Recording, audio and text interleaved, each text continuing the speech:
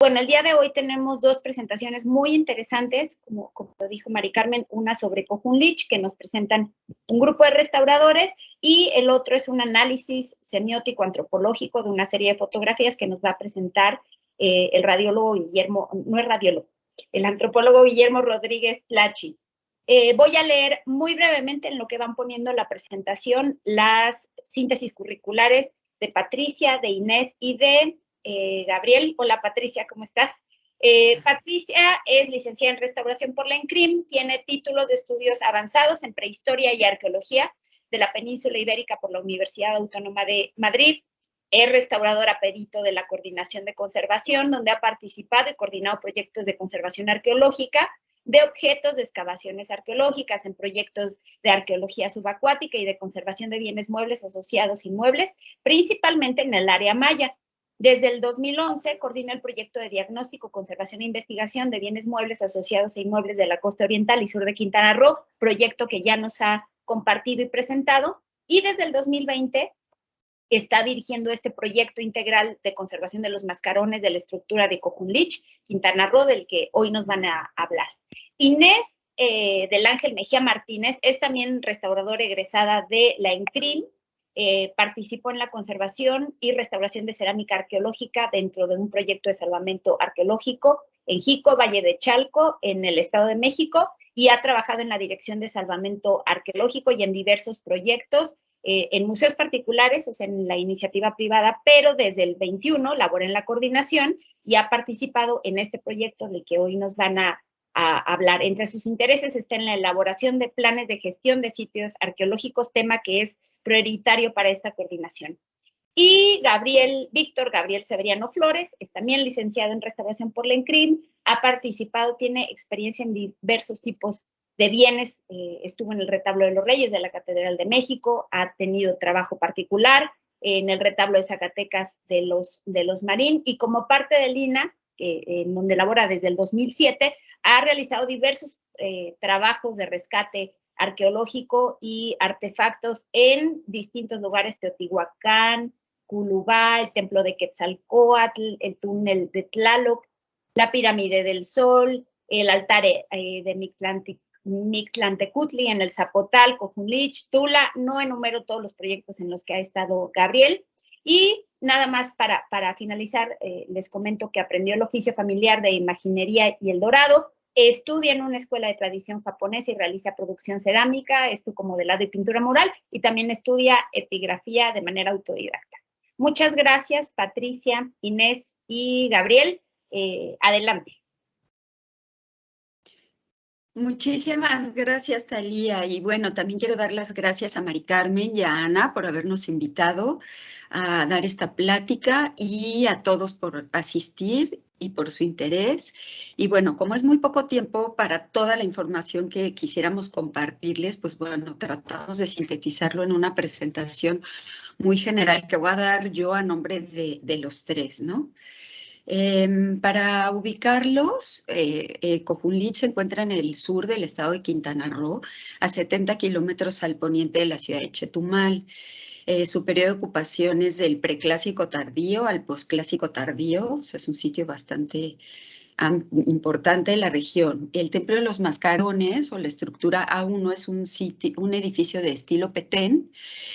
Y los 5 mascarones que hoy están expuestos se ubican en los cuerpos del basamento en la fachada poniente. La estructura está rematada por los restos de un templo que corresponden a la etapa constructiva posterior a la que está expuesta.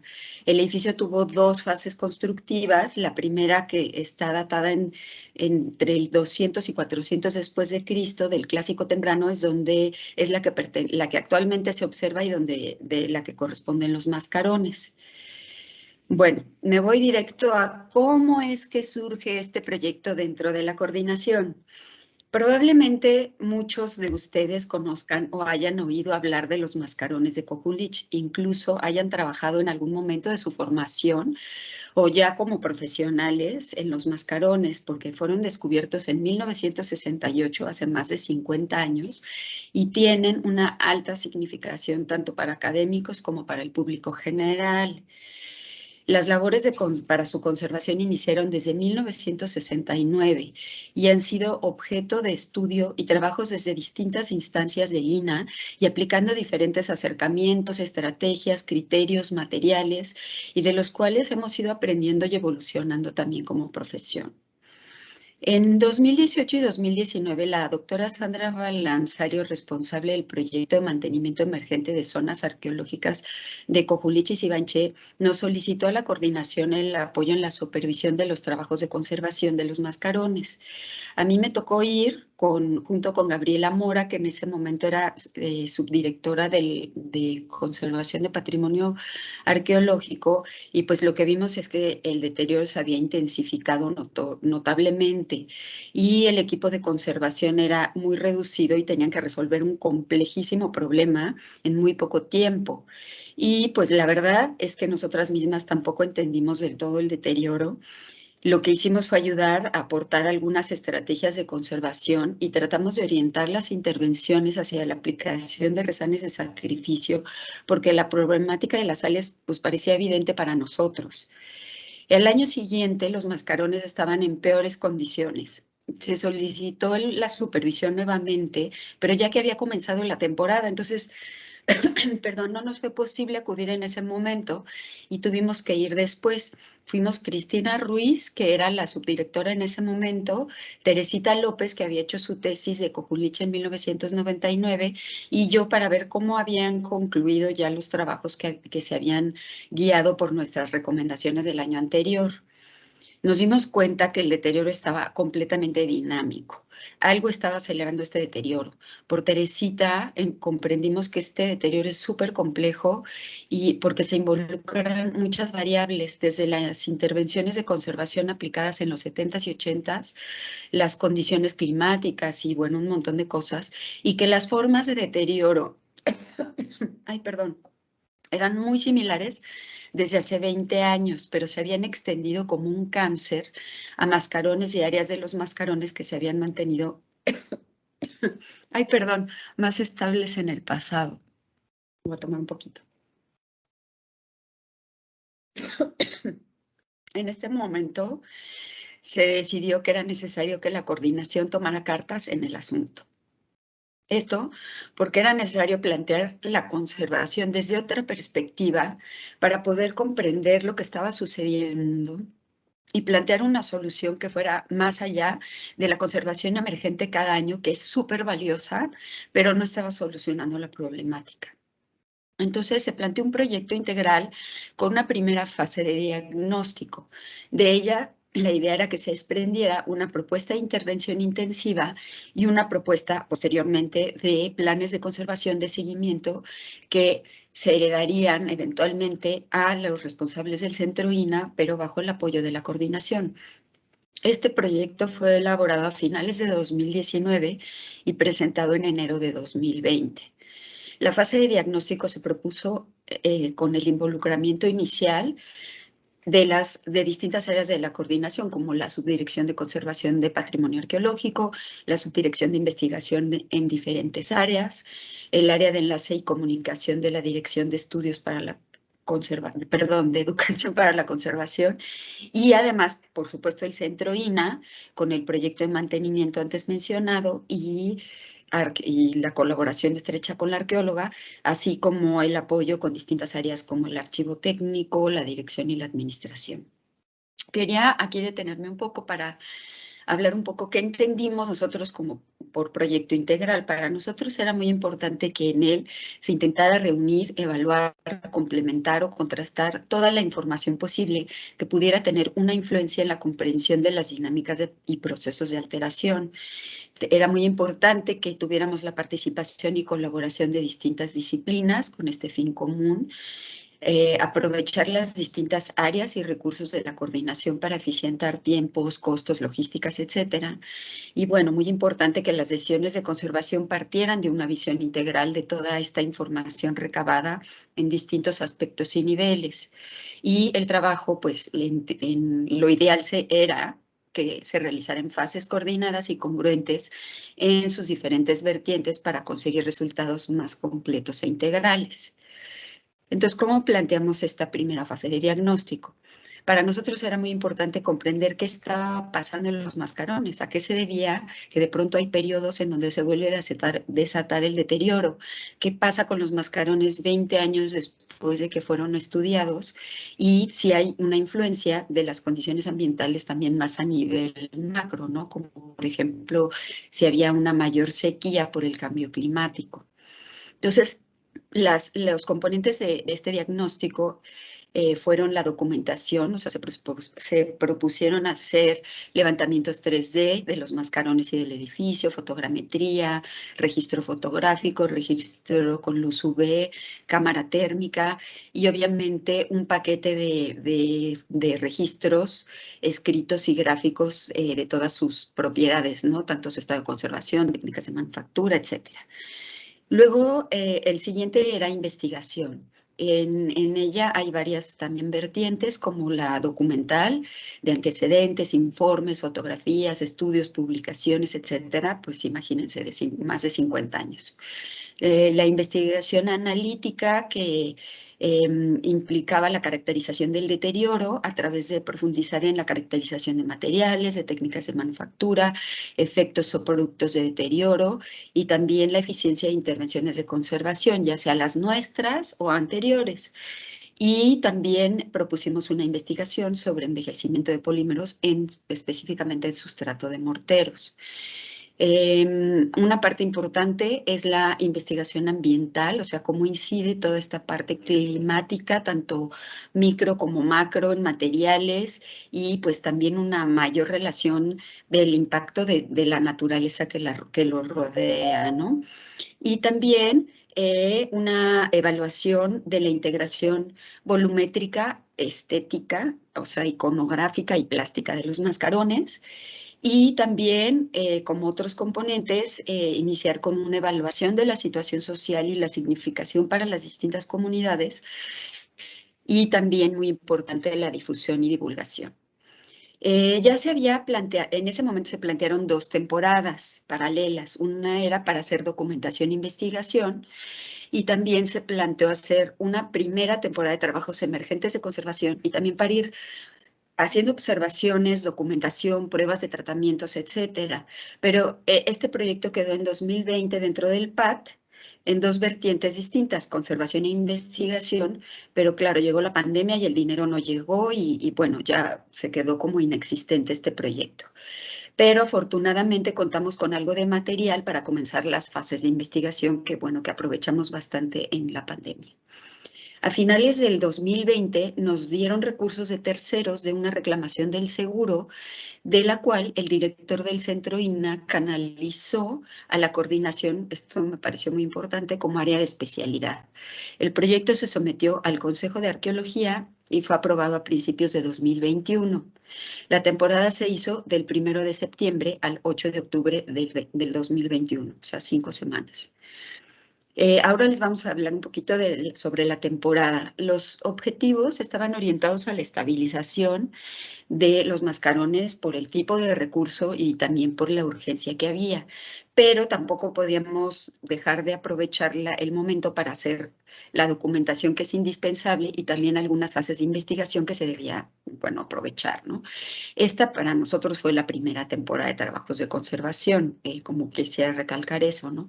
Entonces, en la parte de diagnóstico y documentación, quería comentar que en este punto nos fue fundamental todo el trabajo que se hizo previamente.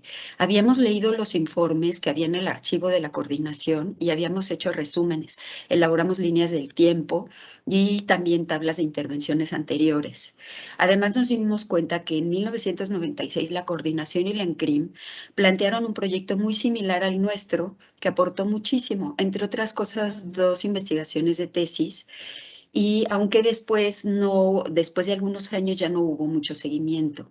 Teníamos muchas lagunas por falta de acceso a otros informes y entonces decidimos entrevistar a restauradores. Entrevistamos a 16 restauradores que habían trabajado en los mascarones en este lapso de 50 años y una encuesta de la cual nos contestaron 3 personas y reunimos todavía más informes de manera directa.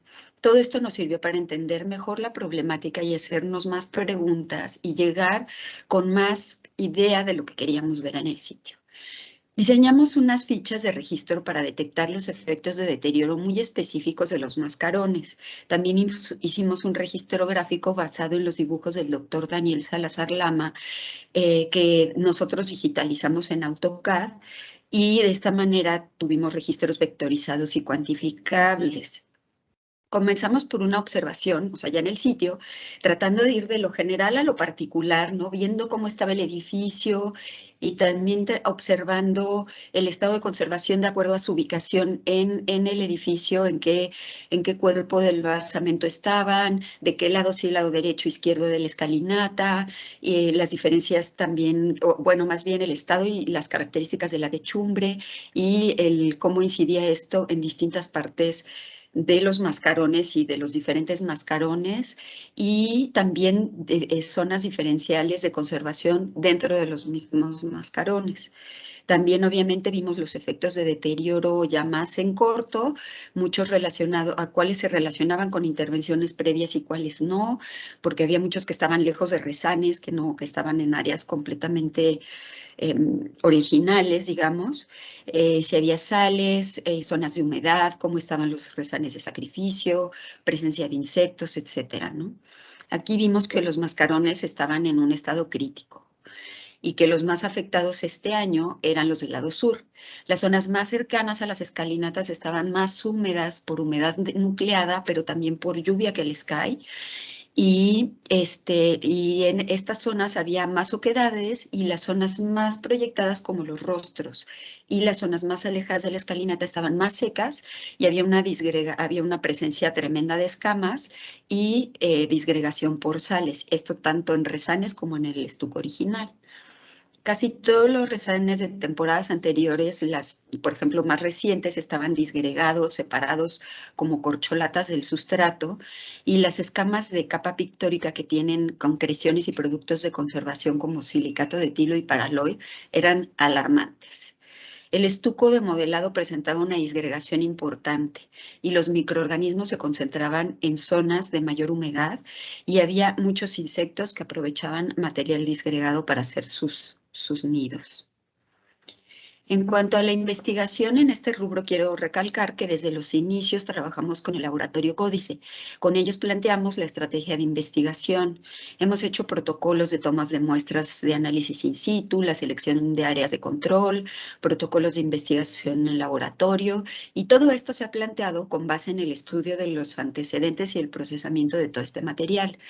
Las dos tesis que resultaron del planteamiento de la coordinación en 1996, que son la de Teresita López sobre el estudio del deterioro de los mascarones, principalmente por el uso de polímeros sintéticos, y de Sandra Cetina de técnicas de manufactura, son la base de nuestra propuesta, ya que nosotros lo que queremos es partir de lo que ya se sabe y complementar y contrastar lo que ha sucedido 20 años después. O sea, esta caracterización de deterioro va orientada a todo lo que ya se sabe y, bueno, y al estado actual de los mascarones, ¿no? Cómo integramos todo eso. Desde que se liberaron los mascarones ya tenían problemas de conservación, estaban disgregados y había pulverulencia, y por eso se comenzaron a utilizar desde 1969 polímeros sintéticos para consolidar, fijar y hacer rezanes. Destacan el paraloid y el silicato de etilo en grandes cantidades. En principio, las dinámicas de alteración se deben a un proceso muy complejo, en gran parte explicado en las investigaciones previas y que, bueno, como verán, aún todavía no entendemos al 100%. Esto se debe a las características desde el estuco, influyen las técnicas de manufactura, las condiciones ambientales de alta humedad, las zonas diferenciales de humedad, la presencia de sales solubles y a las intervenciones anteriores, ¿no? Como esta consolidación que les decía, que además de formar concreciones superficiales, también ha hecho que el estuco sea hidrófobo o impermeable, y también hay numerosas intervenciones de inyección y lechadas y rezanes de tutti frutti, ¿no? De todo tipo de texturas y materiales. Y obviamente aquí sí quisiera añadir muchos años que luego hay sin mantenimiento. Entonces, bueno, ¿qué hicimos en campo? Primero, una toma de muestras. Estas fueron pensadas previamente con base en las áreas de control que se identificaron. Estas áreas de control vienen de una línea del tiempo visual de los registros que encontramos en los informes desde 1978 hasta 2019, que digitalizamos en capas por AutoCAD. Cada uno de los efectos de deterioro y de intervenciones de cada uno de estos registros se insertaron en una capa y de esta manera se pudo estudiar la progresión de los deterioros y de las intervenciones de los mascarones a lo largo del tiempo. Las áreas se seleccionaron determinando las de mayor progresión de un deterioro o de cierto tipo de deterioros, o también como áreas de muestras tomadas por Teresita y Sandra para realizar comparaciones. Además, se tomaron otras muestras a lo largo de la temporada. En total fueron 46 materiales constitutivos, productos de deterioro y de intervenciones anteriores. Como una nota adicional, quería comentar que Sandra Cetina, como hemos estado en contacto con ella por las entrevistas que le hicimos, ella donó a la coordinación todas las muestras y planos de su tesis de licenciatura de hace 20 años, que es un material súper, súper valioso. Y bueno, pues ahora estamos en proceso de inventariar todo esto y de analizar de empezar con todos los análisis. Otra fase que hicimos en campo fueron los análisis in situ. Estos también fueron ampliamente platicados y consensuados con el equipo de Códice.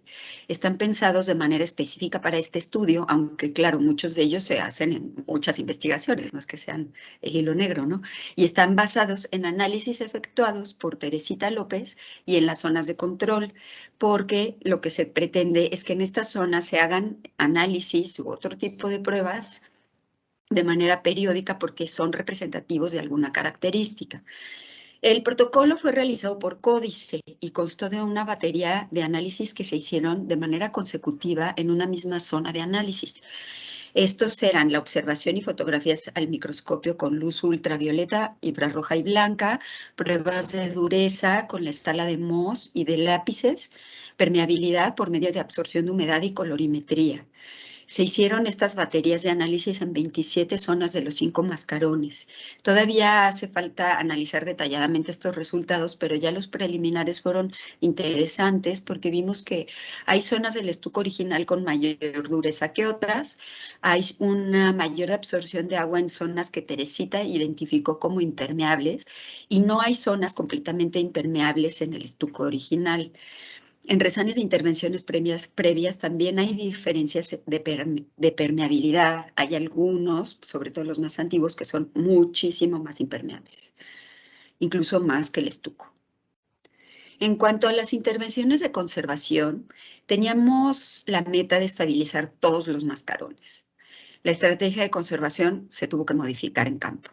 El estado era tan malo, tanto materialmente como en su aspecto, y teníamos muy poco tiempo y pocos restauradores para atender todo al nivel que realmente se requería, ¿no?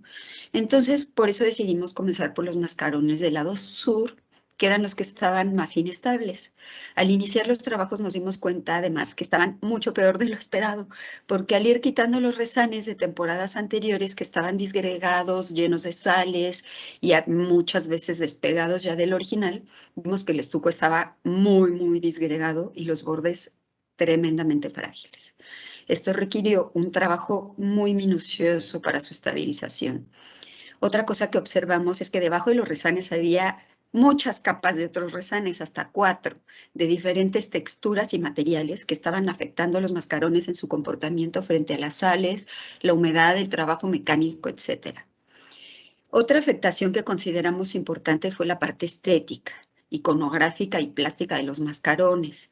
A lo largo de los años se ha perdido muchísimo material superficial y del estuco de modelado de los mascarones. Entonces imagínense que una gran extensión de ellos pues son ahora resanes o reintegraciones volumétricas. Se conservaba una mezcla de resanes de diferentes intervenciones con diferentes criterios materiales, colores, y además muchos de ellos han sido hechos en intervenciones emergentes y que distorsionaban mucho los valores iconográficos y plásticos de los mascarones porque no estaban debidamente documentados. Además, fracturaban completamente la lectura y apreciación de los mascarones. Entonces tomamos la decisión de hacer un trabajo más profundo en 3 mascarones, como ya les dije, del lado sur, pero que tuvieran estas intervenciones un impacto más a mediano o largo plazo. Y además se hicieron tareas de conservación emergente en el Mascarón 2 Norte para evitar en la medida de lo posible mayores pérdidas de material. Los ejes de la intervención fueron 3. Uno fue la estabilización de los mascarones para detener las pérdidas de material mediante el fijado de escamas y bordes que no tenían ya soporte. El segundo eje fue el saneamiento. Esto consistió en tratar de crear una mayor homogenización en el comportamiento de los mascarones frente a la humedad, sales, etc. Y para ello lo que hicimos fue eliminar capas de resanes de diferentes durezas y texturas en la medida de lo posible, así como eliminar material de estuco que estaba completamente disgregado para tener un soporte más firme para el amarre y transferencia de ribetes, resanes y restituciones volumétricas. El tercer eje fue la recuperación de valores estéticos, iconográficos y plásticos. Y bueno, pues las reintegraciones se basaron en los estudios y documentación previa para recuperar estos valores.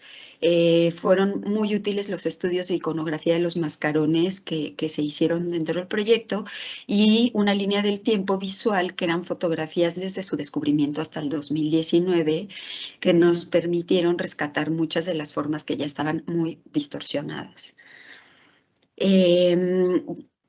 Decidimos emplear resanes de sacrificio y bueno, pues hay muchísimo que hablar de este tema, casi que un seminario, pero que en este tema yo lo que quería es comentarles que se comenzó con la idea de emplear resanes de sacrificio en los mascarones desde el proyecto de la coordinación en CRIM en 1996, pero estos han sido muy polémicos a lo largo de los años en Cojulich porque a pesar de que tienen una visión, su uso tiene una visión positiva, no tenían una duración y daban un aspecto de deterioro y abandono al poco tiempo. Entonces su uso fue muy intermitente desde aquel momento. En 2018 y 2019 nosotras mismas los recomendamos y la verdad es que los resultados no fueron buenos. Teníamos que diseñar entonces resanes de sacrificio más eficientes y eso lo sabíamos desde que llegamos. Basado en la amplia experiencia del equipo de conservación en el uso de cal y de morteros para diferentes funciones, pues diseñamos una serie de morteros para cumplir con las características que requeríamos, que consistían en una dureza para que duraran un tiempo mayor y cumplieran su función por mayor tiempo y que fueran al mismo tiempo fáciles de retirar, que fueran porosos para hacer frentes de secado y cristalización de sales y que tuvieran un buen amarre y una textura rugosa. También tomamos la decisión de reintegrar el color en los mascarones 2 y 3 sur en las zonas que concluimos, porque no pudimos concluir al 100, no nos dio tiempo. Pero solo lo hicimos en los resanes que habíamos aplicado nosotros, porque estos resanes hacían muy difícil la lectura de los elementos, ¿no? Por todo lo que les expliqué antes. Entonces, esta reintegración la hicimos con pigmentos minerales en 4 capas distintas por manchado y veladuras. Y bueno, ahora les presentamos algunas imágenes de la intervención que hicimos. Y como voy a irme adelantando con las observaciones finales, claro que nos falta muchísimo para conseguir un proyecto integral. Creemos que de todos modos hemos ido trabajando en este sentido, porque todo el esfuerzo previo que hicimos fue aprovechado en la temporada, además de que fuimos con el material preparado, cada una de las experiencias de los colegas que habían trabajado ahí, sus observaciones, su enfoque, en el contexto en el que se realizaron las intervenciones, así como todas las reuniones de trabajo que tuvimos con los colegas de Códice, por ejemplo, nos permitió tomar decisiones de conservación y actuar de manera más eficiente.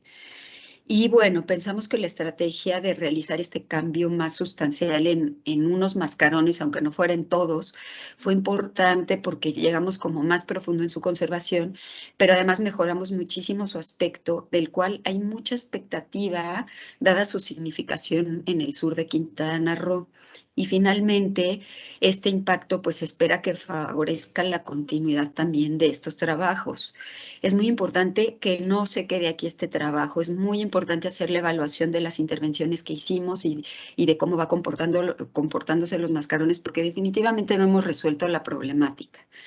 eso se tiene que seguir abordando, ¿no? Entonces es muy importante que sí se lleven a cabo los planes de documentación, investigación y monitoreo que se plantearon.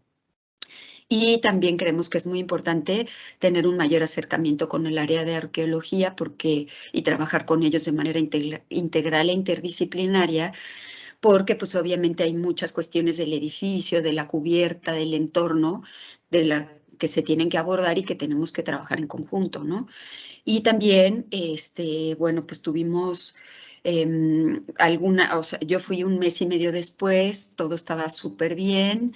Hemos tenido retroalimentación bastante constante de la gente que trabaja en el sitio, del centro INA, tenemos comentarios muy favorables, todo parece bueno, es muy poco tiempo, pero pues todo va muy bien y bueno, espero ir pronto, que vayamos pronto además a hacer como aunque sea un diagnóstico rápido, un seguimiento y pues bueno, obviamente estamos conscientes de que estamos comenzando, que no hemos resuelto la problemática, que falta mucho por avanzar, pero que bueno, pues esperamos que sea un punto de partida para que este proyecto se pueda formalizar y que además se puedan contar con recursos para ello, ¿no? Si es que sale lo del Tren Maya o algún recurso de terceros que están pendientes. Gracias.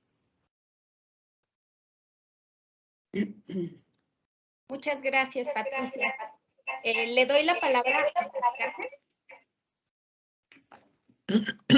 Muchas gracias, Thalía. Pues rápidamente, Patricia, felicitarte. Creo que además hubo una felicitación extensiva inmediatamente después de que terminaron los trabajos por parte del director del Centro INA, cosa que además se manifestó hacia las otras coordinaciones y las secretarías, porque pues es algo que preocupaba mucho a nivel institucional, el estado de conservación en que se encontraban. Creo que la metodología que llevaron es muy acertada, ¿no? En el sentido de ir no nada más haciendo lo que ustedes ya acostumbran a hacer, que es todo este diagnóstico, todas estas propuestas ya de intervención, sino además estas entrevistas con personas que estuvieron interviniendo. Entonces, creo que eso les ha dado una riqueza de información y efectivamente se va realizando un porcentaje de lo que pues por muchos años se quedó sin intervención. Sin embargo, creo que el avance es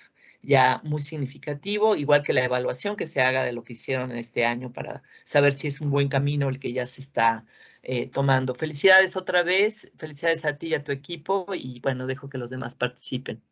Gracias. Gracias, Mari Carmen.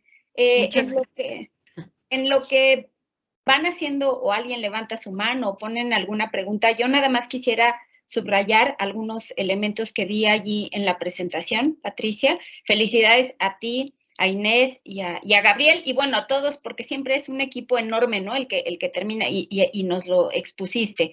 Me pareció bien interesante el trabajo de investigación de los antecedentes documentales que hicieron, que se ve que fue profundísimo, ¿no?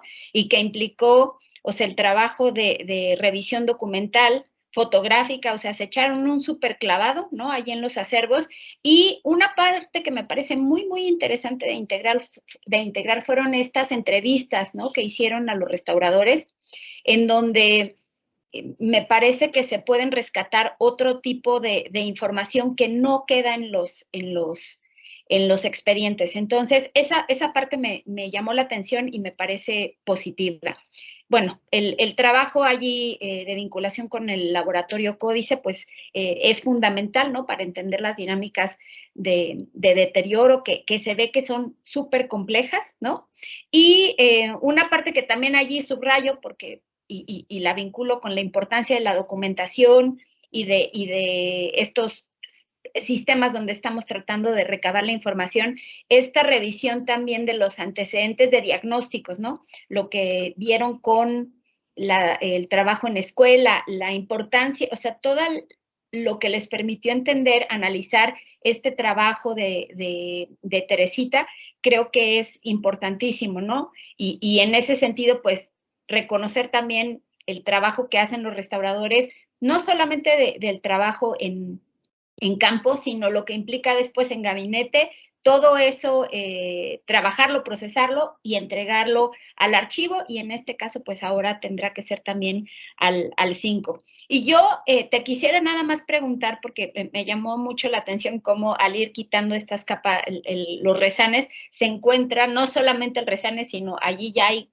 una historia de 4 rezanes. Entiendo, Patricia, que documentaron y o sea, la decisión fue quitarlos, ¿no? Y entiendo que todo eso, volverlo a poner con rezanes de sacrificio. Y mi pregunta sería, porque comentaste que estos procesos de rezane con capas de sacrificio se había ya implementado desde no me acuerdo bien el año que comentaste que la escuela lo empezó a hacer, pero entiendo que hubo problemas con el comportamiento de este material. Si nos puedes compartir un poco cuál fue la decisión, o sea, si pudieron saber cuál era como el problema y cuál fue la solución que ustedes plantearon en estas nuevas capas de rezane de sacrificio. Y ya hay por ahí alguna pregunta, pero adelante. Sí, bueno, igual empiezo a contestar yo, y si Gabriel e Inés quieren complementar la respuesta estaría genial. En primer lugar, pues la verdad es que la pandemia nos ayudó, porque en tiempos normales yo creo que no nos hubiera dado tiempo, no hubiéramos tenido la posibilidad de estudiar tan a fondo los informes, todos los acervos fotográficos. De verdad, muchísimas gracias a ustedes, porque gracias a todo el material que nos dieron, al que tuvimos acceso a través del archivo, la fototeca, la biblioteca, pudimos avanzar en este tiempo de la pandemia. Todavía incluso tenemos lagunas, porque pues son 50 años, 50 y tantos años de información que no hemos podido, o sea, ni acceder todavía, ¿no? Y pues todo el procesamiento también requiere un montón de tiempo, y bueno, pues ahí vamos, ¿no? Con eso, y creo que es un trabajo que debe continuar paralelo a cualquier trabajo que se haga en campo, ¿no? Y obviamente de investigación, también analítica y demás, ¿no? Pues sí sería muy interesante poder tener gente interesada, incluso pues estudiantes o lo que fuera, ¿no? O sea, como para continuar con este trabajo, porque creo que Cojulich es una escuela, ¿no? O sea, de verdad, sí se ha aprendido mucho. Fue el primer sitio donde se trabajó como a nivel de conservación arqueológica, ¿no? Ya como un área, ¿no? Con Luciano Cedillo y Gabriela García Lascurain, y pues de ahí hemos aprendido mucho, ¿no? Y en cuanto a los rezanes de sacrificio, no son capas de sacrificio, son los rezanes restituciones volumétricas, solo que pues llevamos muchos años intentando que estos rezanes sean los que vayan como amortiguando los cambios ¿no? O sea, como que de alguna manera sea el material, por eso se llaman de sacrificio, ¿no? El que se deteriore en lugar del original. Entonces, pues sí, o sea, nosotros, por ejemplo, llevamos usando pero no somos los únicos. O sea, este es un concepto que ya lleva, pues yo creo que desde los 90s, ¿no? Como entendiendo que no tenemos que hacer un rezane durísimo para que dure de aquí al siglo XXIV, sino que al contrario, tenemos que hacer rezanes que tengan ciertas características que amortiguen este deterioro, que sea donde se cristalicen las sales. Y si han funcionado en ese sentido, el problema es que se deterioran muy rápido. O sea, en el 2019 que fuimos, a los 2 meses ya se estaban disgregando, y nos ha pasado en Tulum, en Xel-Há, o sea, bueno, no en Xel-Há, no, pero nos ha pasado también en muchos otros sitios donde tenemos problemas de sales. Entonces tienes que estar ahí como jugando con los morteros para conseguir eso, ¿no? Ese material que te permita que sí funcione como un elemento de protección estructural, pero al mismo tiempo, y estético, pero al mismo tiempo que a través de ellos se canalice el deterioro. Y pues sí, era muy necesario quitar las otras capas de rezanes, porque había unos de cemento, había capas de rezanes con materiales sintéticos, había sales así, camas de sales entre unos y otros. Entonces, pues estas de alguna manera evitando que haya un trabajo como de permeabilidad entre el estuco original y el resane, ¿no? Y entonces se va cortando y entonces eso se te va a otra zona. Entonces eso era muy importante para nosotros, tratar de integrar un comportamiento homogéneo. Y no sé si Gabriel o Inés quieran complementar algo de lo que dije. Ajá.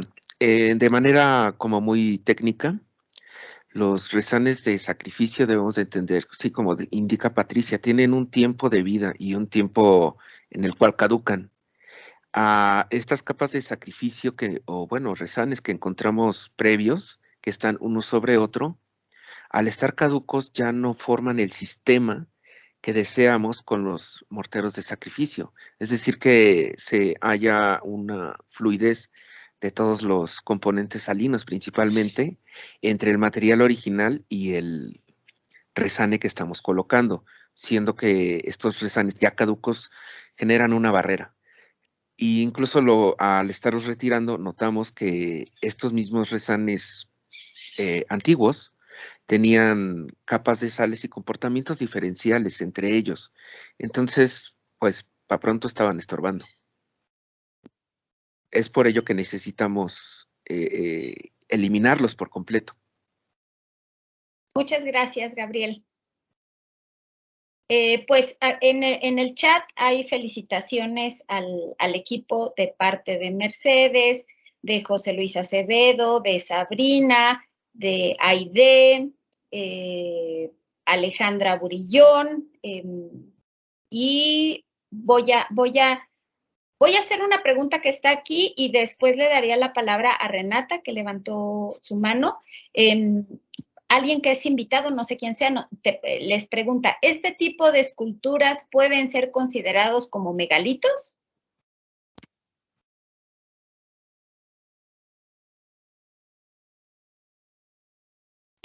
Pues no lo sé, yo creo que no. Bueno, no sé, son esculturas adosadas a la arquitectura, o sea, son como parte del programa, digamos que iconográfico de la misma estructura, están hechos. O sea, los mascarones están pensados y planeados desde que fue construido el edificio y tienen pues una función, sí, obviamente pública, pues que obviamente están hechos para que la gente los vea desde las plazas y en ciertos momentos, supongo, de festividades, rituales o algo así. Hay un estudio muy interesante del doctor Daniel Salazar Lama digamos que de la función de estos mascarones, bueno, y otros elementos, y de la plástica, ¿no? Entonces, eso, o sea, igual podemos intentar ahorita encontrar la bibliografía y la ponemos en el chat. Y bueno, pues ahí se podría estudiar eso. Y en realidad, pues no son de piedra, son de estuco, ¿no? Son modelados en estuco. No nos detuvimos nada, lo siento, como en explicar pues lo que sabemos ya de las técnicas y demás, porque es que no nos daba tiempo en 20 minutos. O sea, casi que podríamos hacer otra ponencia de otra hora de eso, ¿no? Y entonces, bueno, yo no los consideraría como esculturas megalíticas porque pues no, me parece que no son eso, pero bueno, si alguien más quiere decir algo al respecto. No, todo bien. Gracias. Renata. Citarlos, digamos, el trabajo de entender el problema es exhaustivo y es maravilloso, me parece muy ejemplar. Yo tenía dos dudas. La primera, medio me la contestaste al decir que dura solo como 5 o 6 meses los resanes. Entonces, en ese sentido, para gente que no nos dedicamos al arqueológico, es un poco angustiante pensar que los ciclos son tan cortos y si va a haber dinero para que esos ciclos se puedan cumplir. Entonces, mi pregunta es como medio abstracta, no sé muy bien hacia dónde se puede dirigir algún tipo de intervención que quizá pueda durar más, o crees que de plano ese tiene que ser el ritmo. Y la segunda, en algún momento hablaste de una prospección, digamos, más social de en algún momento lo mencionaste, pero ya no ahondaste en eso. A mí me llama mucho la atención Quintana Roo, No conozco bien la zona de Cojulich, nunca me tocó, aunque casi todos mis compañeros sí, digamos, cuando estudiamos. Y mi duda es el tipo de comunidades que están alrededor de Cojulich, si solo lo ven como un sitio que puede dejar una derrama de tipo económico, o si hay algún, ese sería como mi tipo de pregunta. No sé si soy clara. Gracias. Sí, claro. Mira, de la primera pregunta de los rezanes de sacrificio justo es lo que estamos tratando de sobrepasar, digamos, ¿no? O sea, no, obviamente no todos los rezanes duran 6 meses, no, o sea, justo es lo que queremos dejar, o sea, queremos evitar, ¿no? Entonces, por eso estamos tratando de variar las formulaciones para que duren más tiempo. En este caso no podemos hacer rezanes más suaves que el original porque entonces no duran ni 3 meses. Eso es un poco a donde vamos, ¿no? Entonces sí es muy importante que duren pues por lo menos unos 2 años, ¿no? Y cuando, por ejemplo, Gabriel hablaba de los rezanes que caducan, o sea, cualquier tipo de rezane caduca. O sea, nosotros lo hemos visto en muchísimos sitios, ¿no? Como de pronto tienes unos rezanes que tienen 20 años y no es que hayan estado mal en el momento que se pusieron o con los criterios, o yo qué sé, pero que se han vuelto durísimos, que ya no tienen una interacción con el material original. Y bueno, los rezanes de sacrificio, desde mi entender, o sea, están pensados para que haya un intercambio y que lo que se deteriore antes sean los rezanes. Obviamente, si el deterioro es muy activo, las sales son muy activas, pues al principio van a requerir a lo mejor cambios mucho más frecuentes y la idea sería que llegara un momento en que se estabilizaran. Por ejemplo, nosotros en Tulum tenemos una pintura que habíamos puesto unos rezanes súper suaves y a los 3 meses los teníamos que cambiar.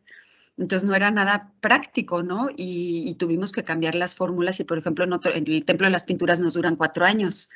Entonces, pues así, o sea, es una cosa de experimentar, pienso yo, porque no hay fórmulas todavía y no hay fórmulas en un sitio, no hay fórmulas de nada. Entonces, lo que tenemos que hacer es, pues, tratar de ir conociendo más la cal, más nuestros materiales y más saber pedirles lo que queremos de ellos, ¿no? Y sobre todo, ir teniendo mucho seguimiento, mantenimiento, o sea, o sea, si tú vas a tener un proyecto en el que no vas a volver en 20 años, pues no pongas rezanes de sacrificio, porque o sea, nadie los va a poder monitorear y nadie los va a poder cambiar cuando sea necesario, ¿no? En fin, bueno, espero haberte contestado tu pregunta y si no, bueno, nos vuelves a preguntar. Y en cuanto a la parte social, no hemos empezado todavía como esta parte, porque como fue la primera temporada, hicimos en las entrevistas, por ejemplo, siempre preguntamos eso y todo mundo, o sea, como la respuesta común era, no, pues nosotros trabajamos con la gente de ahí, pero pues ni son mayas y pues ni siquiera les importa bueno, no sé, o sea, como que no había nada de vinculación entre el sitio y las comunidades de alrededor. Esa era la impresión que teníamos. Y pues tampoco sabíamos muy bien por dónde iba la cosa. Sabemos que en Chetumal, pues la gente, wow, ¿no? O sea, los mascarones de Cojulich son su emblema, aunque en el norte de Quintana Roo nadie sabe qué es Cojulich ni mascarones, ¿no? Entonces, como que sí vemos que hay muchas diferencias, estamos empezando apenas a sondear y a tener como comunicación con la gente que vive, por ejemplo, en Francisco Villa. Y pues yo sí te puedo decir que comparando, por ejemplo, con el trabajo que yo he hecho en Tulum, la gente que vive en las comunidades cercanas no son mayas, pero tienen muchísimo más afecto y cercanía con Cojulich que los mayas de la costa oriental, por ejemplo, pero así 100,000 veces más. Entonces creo que ahorita todavía estamos como bien, o sea, todavía ni siquiera lo empezamos a plantear, pero la verdad es que sí me gustaría que ya lo empezáramos a hacer. Lo que pasa es que ahorita no tenemos garantía ni siquiera ¿no? Como de que vamos a poder ir a visitar los mascarones. O sea, no hay garantía todavía de nada, pero sí pienso que es una parte súper importante y que ahorita ya tenemos un poquito más de elementos para ver cómo le entramos, ¿no? Y algo que ya sí, a lo mejor yo me estoy súper pasando de tiempo, pero sí me gustaría comentar algo que ya no pude hacerlo en la presentación, que desde el principio le pedimos, bueno, viendo como los resultados de las entrevistas, le pedimos a Talia y a Maru, la posibilidad de hacer como un video, ¿no? Así como empezar a tratar de sondear como en una conmemoración de los 50 años, ¿no? Como este lustro de la historia de la conservación a través de los mascarones, ¿no? Entonces, pues vamos a ver cómo lo podemos hacer y bueno, y si alguien tiene ideas en este sentido. Hay muchas otras cosas que nos falta plantear, como la gestión de riesgos y del patrimonio natural, etcétera, ¿no? Pero la parte social sí me parece que es fundamental. Gracias.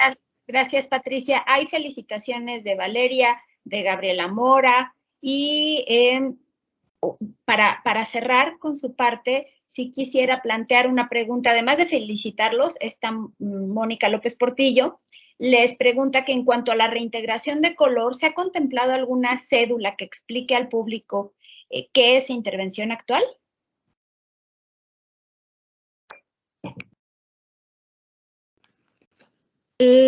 Pues por el momento todavía no, porque como decía, todavía estamos en una fase, pues como, pues empezar a echar a andar esto, ¿no? Y la verdad es que, no, todavía no pensamos en una cédula, pero pues sí es una posibilidad. Gracias. Pues nos alargamos un poquito, pero creo que fue muy, muy interesante que nos pudieran platicar de este proyecto que, como dices, Patricia, pues en realidad también la profundidad con la que pudieron realizar, por ejemplo, el tema de revisión documental, pues fue por las condiciones de la pandemia, ¿no? Y que pudimos gestionar allí este trabajo tan importante de investigación documental. Muchas felicidades a ti, a Inés y a Gabriel, a todo el equipo que se ha estado involucrando y bueno, pues ya nos esperamos, allí Mari Carmen puso un comentario sobre el tema de lo que se espera que se pueda realizar, ojalá, creemos que se le dará seguimiento, es importantísimo, ¿no? Al trabajo que se ha estado realizando y la evaluación que se tendrá que ir haciendo a la intervención que se hizo el año pasado y el seguimiento a las actividades que tienen allí propuestas. Muchas gracias, Patricia. Y ahora le vamos a dar la palabra a Guillermo Rodríguez Tlachi, que anda por allí. Les pediría si pueden ya, por favor, ir compartiendo su presentación. Guillermo nos va a presentar la ponencia Análisis Semiótico Antropológico de una serie de fotografías de 3 esculturas policromadas de Cristo que fueron intervenidas en la Coordinación de Conservación. Y bueno, voy a leer una supersíntesis de Guillermo, quien es antropólogo físico por la Escuela Nacional de Antropología e Historia. Ha participado en la elaboración de un catálogo de cráneos de población mexicana contemporánea pertenecientes a la Osteoteca del Departamento de Antropología Física de la Facultad de Medicina de la UNAM y en la práctica de disección de articulaciones en cadáveres pertenecientes al anfiteatro de la Facultad de Medicina también en la UNAM. Ha tomado múltiples cursos y afortunadamente tuvimos la oportunidad de tener en la coordinación cursos que impartió sobre osteoarqueología aplicada al conocimiento del patrimonio cultural y rayos X aplicados al conocimiento del patrimonio arqueológico. Adelante, Guillermo, muchas gracias.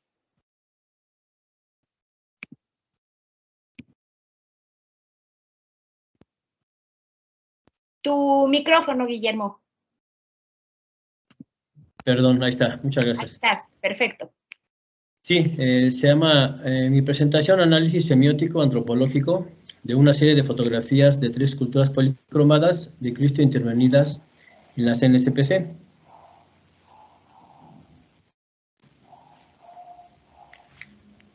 Bueno, yo para este análisis lo voy a abordar desde la semiología, cuya definición voy a dar a continuación, citando a continuación es: la semiología es la ciencia que estudia la vida de los signos en el seno de la vida social. Ella nos enseñará en qué consisten y cuáles son las leyes que los gobiernan. Saussure, 1916. La semiología es la ciencia que estudia los sistemas de signos, lenguas, códigos, señales, etc. Giraud, 1972. La semiótica, que también ha recibido el nombre de semiología y otros más, es la ciencia que estudia el signo en general, todos los signos que formen lenguajes o sistemas. Beuchot, 2004. Bueno, Para esto voy a partir de la postura estructuralista, de la escuela estructuralista de Ferdinand de Saussure, quien es considerado, junto con Charles Sanders Peirce, los pioneros o los padres de la lingüística.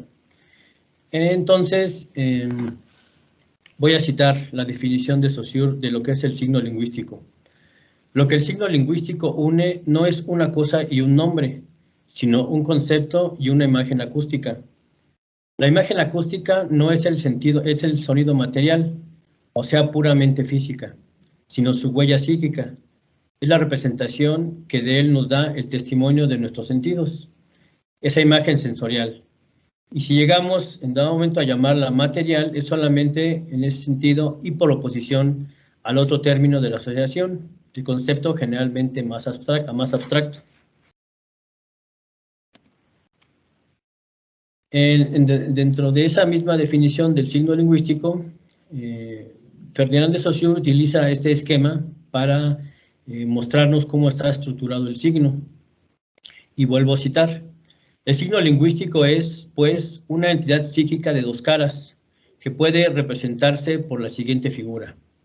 Estos dos elementos están íntimamente unidos y se relacionan recíprocamente. Llamamos signo a la combinación del concepto y de la imagen acústica, y proponemos conservar la palabra signo para designar el conjunto y reemplazar concepto e imagen acústica, respectivamente, con significado y significante.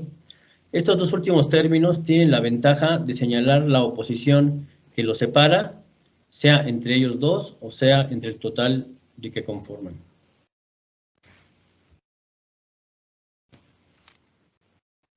Y bueno, yo voy a abordar el análisis de las fotografías a partir de la teoría general del signo y de la definición general de signo. Es decir, que pasamos del signo lingüístico a la descripción general de signo, en cuyas definiciones voy a citar ahorita. El signo es siempre la marca de una intención de comunicar un sentido. Giraud, 1972. Ambos, signos y símbolos, configuran en conjunto la estructura del pensamiento humano en lo que se refiere a la comunicación y a la transmisión de mensajes. El signo es la parte que se remite a la metonimia y el símbolo a la metáfora. Leach, 1978. Un signo o representamen es algo que para alguien representa o se refiere a algo en algún aspecto o carácter. Se dirige a alguien, esto es, crea en la mente de esa persona un signo. El signo está en lugar de algo, su objeto. Para que algo sea un signo, debe representar, como solemos decir, a otra cosa. Peirce, 1974. El signo está basado en una relación convencional entre el significante y el significado. Giraud. Llamamos signo a la combinación del concepto y de la imagen acústica. Y proponemos conservar la palabra signo para designar el conjunto y reemplazar concepto e imagen acústica respectivamente con significado y significante. Saussure, 1945. El signo es una porción de dos caras, de sonoridad, visualidad, etc. La significación puede considerarse como un proceso. Se trata del acto que une el significante y el significado, cuyo producto es el signo. Entonces, hasta este momento, bueno, hemos ya definido lo que es la estructura del signo a partir de su significado y de su significante. Nos podemos regresar a este esquema en donde Saussure reemplaza lo que es concepto e imagen acústica por significado y significante. Él hace esto con la finalidad de darle un sentido más vinculante entre lo que es el significado y el significante, o lo que es lo mismo el concepto y la imagen acústica. El concepto, como vemos ahí en el esquema, pues es la figura, por llamarlo así, ¿no? En este caso de un árbol. Y la imagen acústica es la palabra como tal, ya sea esta enunciada o escrita. Eso corresponde al signo lingüístico. Pero este mismo esquema me va a servir para poder explicar y analizar la serie de fotografías que en un momento ya les voy a presentar. Entonces ya tenemos definido lo que es significado, significante, y ambos conceptos van a darle la estructura a lo que es el signo. Y aquí es donde ya la definición de los diferentes teóricos. Me pareció relevante incluir estas definiciones porque aquí se conjugan está la concordancia de los diferentes enfoques teóricos de la escuela estructuralista de Ferdinand de Saussure y de la escuela formalista lógica de Peirce. Entonces, en esos dos grupos se aglutinan los diferentes enfoques. En realidad, las diferencias van a ser prácticamente terminológicas, pero en cuanto a lo que el signo se refiere, están aquí las coincidencias que estoy citando y que me parece relevante proponerlas porque es a partir de donde yo voy a dar mi explicación. Ahora, ya sabemos que el significado y significante le dan la estructura al signo, el cual es una representación, y voy a volver a citar. La representación es estar en lugar de otro, es decir, estar en tal relación con otro que, para ciertos propósitos, sea tratado por ciertas mentes como si fuera ese otro. Peirce, 1974. Bajo su forma más completa, la analogía es una representación, la foto, el retrato, la representación dramática, etc. Giraud, 1972.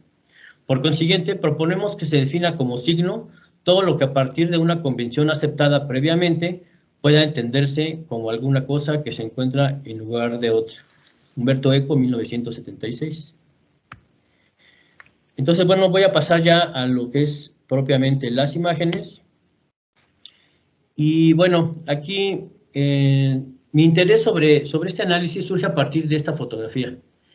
Una vez publicó José Luis en una de sus presentaciones, no recuerdo si fue en el año 2020 o 2021. Entonces de ahí surge mi interés porque los elementos que contienen las imágenes se ajustan precisamente a ese esquema de la estructuración del signo. ¿Qué quiero decir con esto? Que, por ejemplo, aquí tenemos la representación o signo de un ser mítico, ¿no? En este caso de Jesucristo o Cristo. Y el equipo de rayos X que está aquí, también, si bien es un equipo que se utiliza para tomar radiografías, recordemos que pues, su origen tiene, o su utilidad general o convencional, se encuentra en el ámbito médico, de los diagnósticos médicos. Y la persona que está aquí, que según entiendo, se trata del ingeniero Ibarra, estos tres elementos conforman en su conjunto lo que es el signo o la representación de otra cosa, como bien es la definición. Entonces, tenemos que de una figura mítica o de un ser mítico, tenemos aquí a una representación de un objeto, a través de un objeto de culto, tenemos a la persona o profesional que está haciendo una representación de un profesional del ámbito de la salud o de las ciencias médicas y del equipo, ¿no? No quiere decir que se traslade el equipo como tal, sino únicamente, o donde se encuentra su peso de significación, es en la parte conceptual. Y de esta fotografía tenemos el mismo caso, que si bien no se trata de un Cristo, se trata de un apóstol, también es la representación de un ser mítico, tiene también un contenido de representación de culto. Y bueno, aquí tenemos una escalera, que lo que más me llamó de esta fotografía fue que la escalera hace a la vez de un atril, ¿no? De los que se utilizan profesionalmente o comúnmente en el área de las ciencias médicas. Y esta serie de elementos, esta configuración de elementos y de dispositivos, si bien fueron adecuados para fumigar, en este caso, la escultura del apóstol, hacen a la vez, tienen esa significación, es decir, tienen esos elementos de significado y de significante, es decir, de una representación de otra cosa, pero que está cumpliendo aquí una función específica. Y el caso de ella, no recuerdo el nombre, quise indagar, pero ya no me fue posible indagar el nombre de la chica que está aquí, supongo que es una restauradora. Ella a su vez hace la vez también, igual que el ingeniero Ibarra, hace a la vez de un profesional de la salud. Entonces tenemos aquí que se encuentra la circulación de significados significantes desde el ser mítico, el objeto de culto, la escultura, y termina siendo aquí un paciente que está siendo sometido a un procedimiento o a un proceso en el cual posteriormente va a ser intervenido. Digamos, se encuentra en la fase diagnóstica, muy paralelo a lo que se hace en el ámbito médico. Entonces aquí tenemos ya la presencia de los signos y vemos cómo van circulando de una significación a otra. Aquí también, aquí si bien se trata de un lugar que tampoco pude indagar de dónde se trata, pero es evidente que se trata de un lugar donde se realizan análisis diagnósticos también en el ámbito médico. ¿Por qué? Pues porque vemos aquí el instrumental, ¿no? Ya se encuentra ahí en el contexto de dónde es, pero la escultura, a pesar de que está cubierta con un plástico, no sé, plástico burbuja o no sé, pero es claro que se trata de un Cristo también, pues por la disposición anatómica en la que está la escultura, ¿no? Entonces, una vez más, tenemos aquí de la circulación de significados significantes, de signo y de la representación de un ser mítico, la escultura, el objeto de culto, y finalmente el paciente. Aquí estas dos personas que alcanzan a ver de blanco, podemos darnos cuenta que pertenecen a este ámbito o a este contexto. Es decir, si bien ellos están acostumbrados a poder, supongo que ahí realizan estudios diagnósticos sobre personas, ¿no? En personas vivas, pero aquí ellos también están representando otra cosa en ese momento, aunque si bien sigan siendo un radiólogo o un técnico radiólogo o ingeniero radiólogo, están representando a otra cosa o a otra persona, en este caso, al momento de que están tomando una radiografía sobre un objeto que para ellos no es el habitual. Y de este lado tenemos ya directamente la intervención, vemos igual la presencia del profesional, vemos la pierna y vemos en la parte del instrumental. Estos tres componentes es igual o es el mismo caso, ¿no? Tenemos la representación del profesional que hace a la vez de un personal, es la representación de un personal de salud, de profesional de la salud, el paciente, la policromía roja que hace a la vez significa sangre, es la significación de sangre, y tenemos aquí también el instrumental, que si bien no se trata de un instrumental que se ocupa en el ámbito médico, pero bien ocupa esa función dentro de este contexto de la conservación. Y aquí vemos también ya propiamente la intervención, parte de lo que sigue siendo el diagnóstico de la imagen, y aquí vemos que se hace evidente que se trata de la escultura, porque se ve aquí la parte como está amputado, y acá se ve como también, una vez más, el profesional, el instrumental, y la escultura, ¿no? Que a la vez hace esa representación de un paciente. Igual viene circulando desde el ser mítico, el objeto de culto, la escultura y el paciente. Y bueno, aquí tenemos cómo está implementando una técnica propia de la restauración o de la conservación, pero que es la representación de lo que puede considerarse como una amputación del ámbito médico. Igual seguimos con la circulación de significados significantes. De nuevo, el profesional, el instrumental y la escultura, que hace a la vez, como ya lo he mencionado en las anteriores diapositivas, de paciente. Cabe mencionar que no se trata de cualquier paciente, porque recordemos que se trata de la representación de un ser mítico. Incluso podemos atrevernos a decir que es el ser mítico pues de mayor relevancia, de mayor presencia, sobre todo en el mundo occidental. Y aquí vemos, por ejemplo, las quemaduras, o no sé si sea parte de la policromía, pero hace la representación, es la representación de heridas. Aquí incluso está colocando la inyección, más o menos en la zona donde habitualmente se colocan las inyecciones en pacientes vivos o en personas vivas.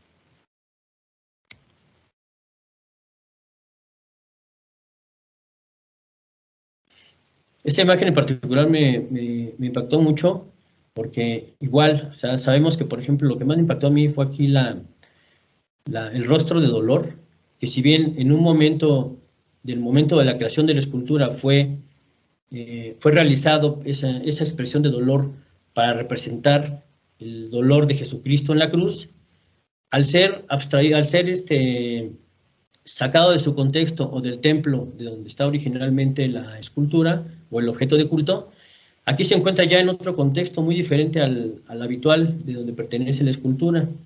Aquí se encuentra ya en un contexto donde está siendo intervenido y donde, entiendo, fue quemado, es decir, sufrió quemaduras por un incendio en el templo.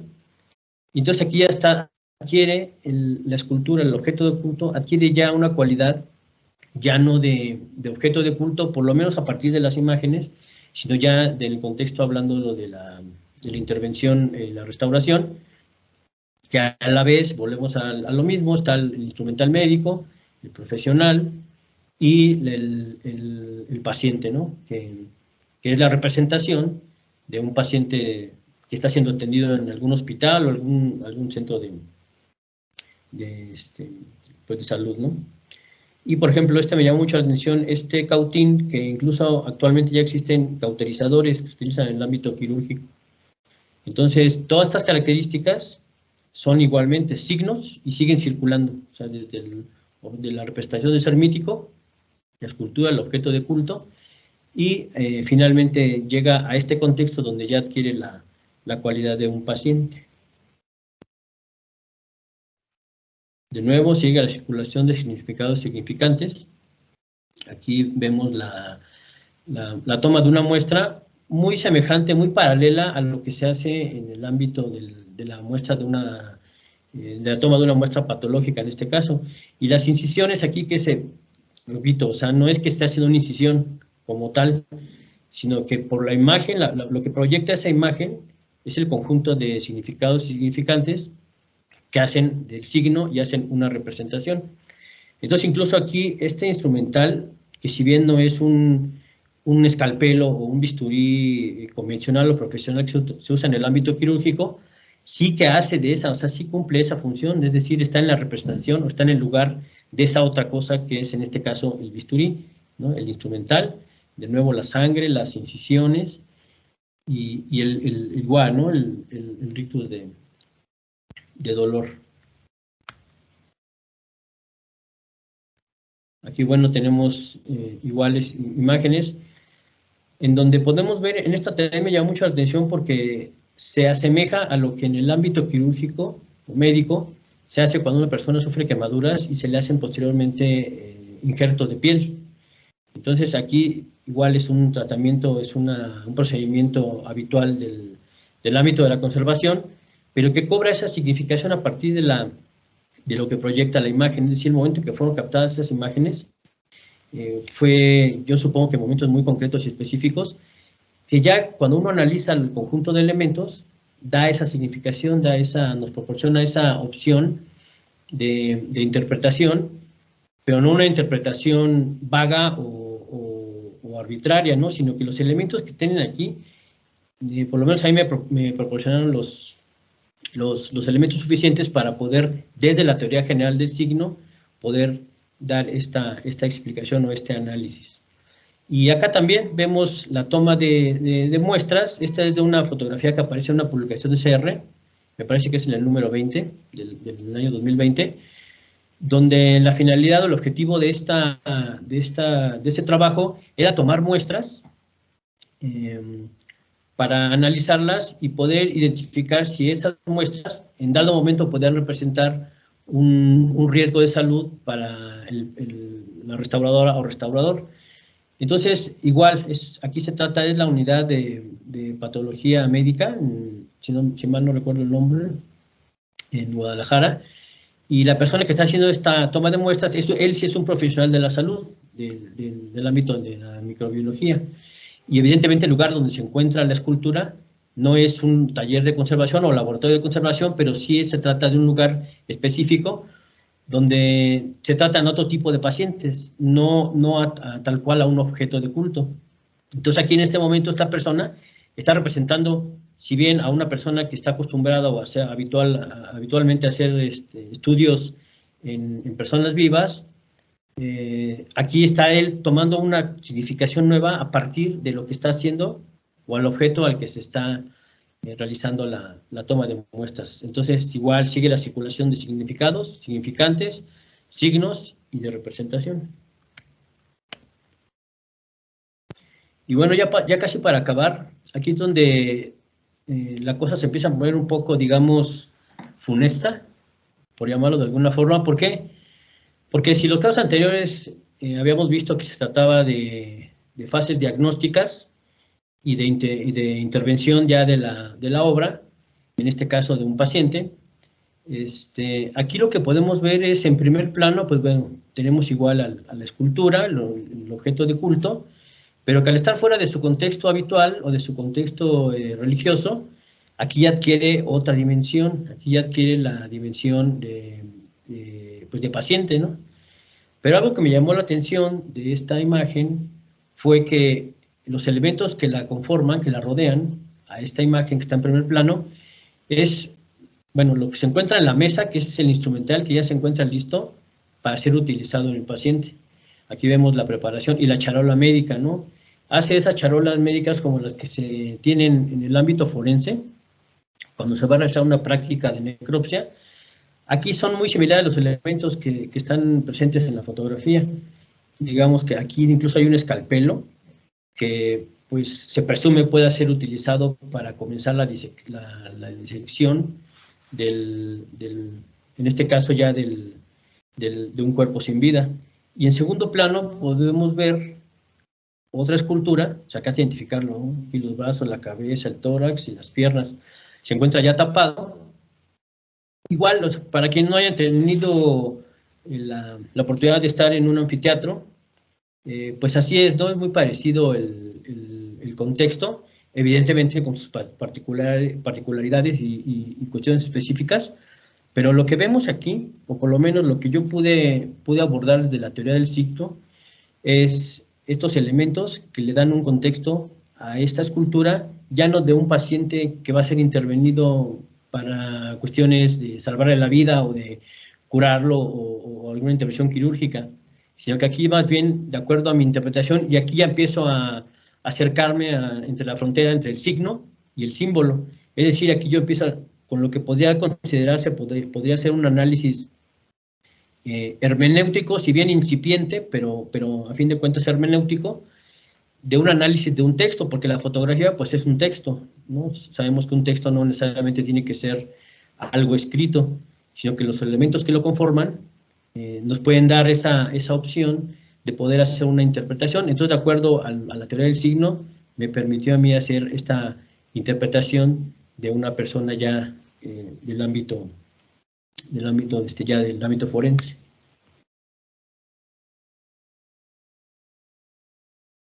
Y esta también, ¿no? Aquí incluso hay una práctica muy común en la ciencia forense o la medicina forense, donde se trepana, es decir, se corta con un instrumento el cráneo para poder después hacer análisis patológicos de la persona que ya perdió la vida. Entonces, en este caso, pues se asemeja mucho, ¿no? O sea, los paralelismos que están ahí presentes en las fotografías me permitieron a mí, y apoyado siempre en la teoría del signo, en permitir hacer esas analogías. Entonces aquí podemos ver lo que pues, puede ser considerado la parte interna del cráneo, donde se encuentra el encéfalo, y aquí le están extrayendo lo que puede ser considerado, según a mi interpretación, pues alguna estructura anómala, ya sea patológica, o incluso un proyectil, ¿no? O sea, vemos que incluso hay un orificio.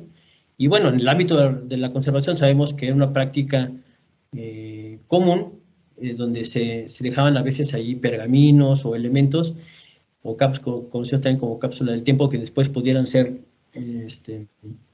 extraídos y que tuviera ahí una información en particular.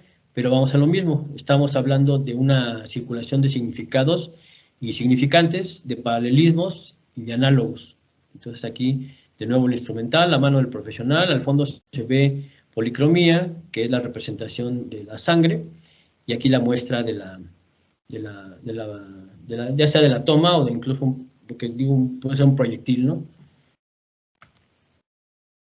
Y ya para cerrar, esta fue la imagen que a mí más me impactó, porque al analizarla ya con cuidado y siempre desde la teoría del signo, incluso la forma en la que está dispuesta la escultura está en posición anatómica, es decir, podemos ver las manos, la parte palmar que está hacia la parte anterior o frontal de la escultura, vemos toda la policromía, que es la representación de la sangre o la significación de sangre, las heridas, y algo que le dio más, lo que me impactó a mí más fue que la escultura al ser articulada cobra más dimensión, es decir, tiene una representación más fuerte de una persona, y de una persona sin vida, porque aquí incluso los ojos están cerrados.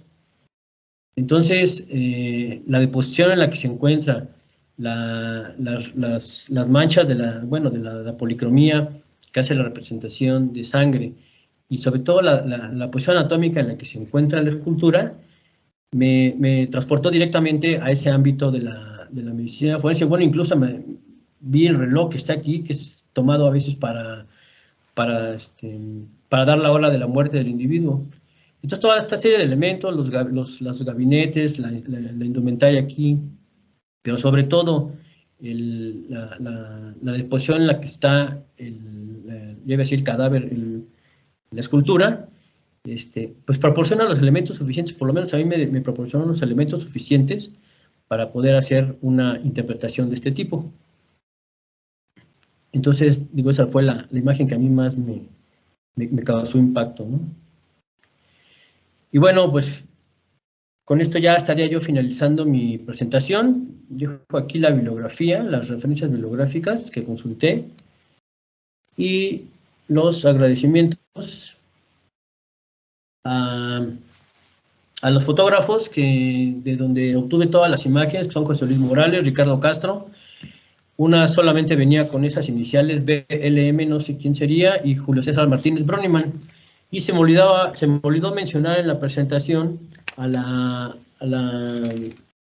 persona que hizo una de las fotos que ya no mencioné, que es una chica de la ECRO, Montserrat Gómez Sepúlveda, se llama. Entonces, bueno, pues con esto ya estaré yo finalizando, y les agradezco mucho su atención y muchas gracias. Muchas gracias, Guillermo. Te felicitamos por esta iniciativa y este análisis que nos compartiste y nos expusiste. Es interesante este ejercicio, ¿no? de análisis. Creo, bueno, obviamente tiene tu punto de partida, pues tiene mucho que ver con tu formación, ¿no? Y con el acercamiento que has tenido al patrimonio desde tu perspectiva. Mari Carmen se disculpa porque tiene que estar en una reunión en la coordinación y entonces se tuvo que trasladar y ya no pudo estar, quizás lo está escuchando, pero ya no pudo estar conectada. Te puso un comentario, me parece muy interesante las analogías y análisis semiótico que haces, Guillermo. Sería bueno hacer una publicación en una de las revistas, ¿no? Como sistematizar y esto, y quizás meter ya tienes bastantes imágenes, ¿no? Para poderlo integrar a alguna de las revistas de la coordinación. Claro que sí. Te felicito también, Patricia Mijan, dice que es muy interesante, muchas felicitaciones. Y Yolanda Santaella por allí está levantando su mano. Sí. Adelante, Yolanda. ¿Se oye? Buenas tardes o buenos días. Felicidades, es que es la visión de alguien en alguna forma ajena a la profesión. Y yo les quiero dar un punto de vista de lo que yo aprendí desde 1966, que entré con el curso de la UNESCO, donde se nos decía que nosotros estábamos en el modelo de los médicos, bata blanca, el instrumental, las pinzas, los instrumentos, las charolas, ese tipo de charolitas hasta como curvas, en una época eran fundamentales y todos nuestras herramientas sobre todo los recipientes eran de peltre, siempre con una protección por salud, de que no tuviera contaminantes ni a los materiales que platicábamos. Entonces, que yo tengo muy claro que trabajábamos con una historia clínica al recibir un objeto. Se habla de historia clínica, ahora es otra terminología, ¿verdad? Pero quiere decir cómo partimos de una hermandad con la medicina, el modelo médico. En lo que tú hablas del personaje, de ya nada, parece que se fuera a levantar, ¿no? Digo, es impactante, impresionante ya ver las cosas desde esa visión. Uno ya está tan acostumbrado, bueno, yo ya no hago tanta obra, ya no participo tanto, pero vivir esa vivencia, como tú la ves, como que te ha llegado hasta profundo, porque tú manejas esa parte humana, ¿no? Los restos óseos, la visión de la antropología social, y cómo llegaste a empalmar con algo que nosotros en un momento dado ya nos puede parecer pues hasta cotidiano, ¿no? El manejo de esas cuentas. Es todo, ¿eh? Felicidades, Guillermo, un abrazo. Gracias, Talía. Gracias. Gracias, Yolanda. Qué alegría verte. No sé, Guillermo, si quisieras allí comentar algo a lo que te planteó Yolanda. Sí, únicamente para reafirmar. Yo cuando llegué a la coordinación, bueno, honestamente yo desconocía, porque hay tantas lugares en el INAH o instituciones que uno desconoce. Yo honestamente no sabía de la existencia de la coordinación, y cuando tuve la gran fortuna de haber entrado a trabajar ahí, pues me empecé a percatar, como le decía, a veces le comento a compañeros, compañeras, que yo desde el primer día que entré, pues empecé a hacer lo que se conoce como antropología del comportamiento. Es decir, empecé a observar cosas, ¿no? Todo el tiempo, porque a veces el antropólogo, una de sus principales herramientas, pues es la observación. Entonces, a partir de esa observación, empieza uno a inferir cosas, a ver comportamientos, no comportamientos desde el ámbito clínico, porque pues no soy psicólogo ni soy profesional del ámbito médico ni psiquiatra, pero sí desde la antropología del comportamiento. Entonces, empecé a ver cómo interactuaban con la obra, sobre todo desde un principio me llamó mucho la atención cómo interactuaban con las esculturas, incluso porque sabemos que hay restauradoras que tienen, digamos, en su formación como restauradoras, el estar, yo supongo que también tanto tiempo apegado a ese tipo de obra, o ya cuestiones que obedecen a su educación, pues son creyentes, ¿no? Tienen una creencia religiosa, y es muy interesante ver cómo interactúan muchas veces entre la restauradora y el objeto, ya sea en este caso objeto de estudio, pero que también puede cobrar en dado momento cierta significación sobre el tratamiento a un paciente, ¿no? Todo lo que comenta Yola, pues me parece muy pertinente, y sí, ya había yo me había dado cuenta de esos paralelismos entre el ámbito médico y el ámbito de la conservación, sobre todo en la escultura, porque pues bueno, es la representación de un cuerpo, ¿no? Entonces ahí ya le da una dimensión más profunda, y entonces yo ya empecé a ver más cuestiones que me empezaron a llamar más la atención, hasta que nunca lo había hecho porque, no sé, nunca me había tomado el tiempo para hacerlo, pero a partir de esa fotografía que publicó José Luis en su presentación, la del catéter, de ahí fue cuando dije, oye, pues igual puede haber ahí imágenes interesantes que me puedan servir. Entonces le comenté a Anita y a José Luis que me facilitaran las imágenes si tenían, y sí, me presentaron los álbumes, y pues ya yo me aboqué a hacer la búsqueda, ¿no? de esta perspectiva de la semiótica. Gracias, Guillermo. En el chat, además de los saludos y reconocimientos que te hicieron, comento de Mónica Alejandra López Portillo, igual te felicita y te agradece por compartir el trabajo. Se suman a las felicitaciones Raiza, Perla Telles, Gabriel Mora, Sara Eugenia dice, te felicita y dice que es muy interesante como siempre tu visión, Hugo Orendain, y aquí hay un invitado que te pregunta.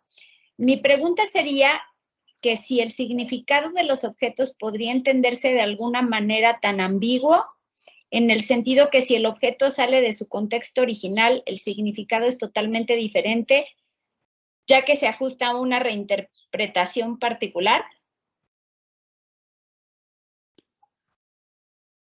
No sé si te la repito o...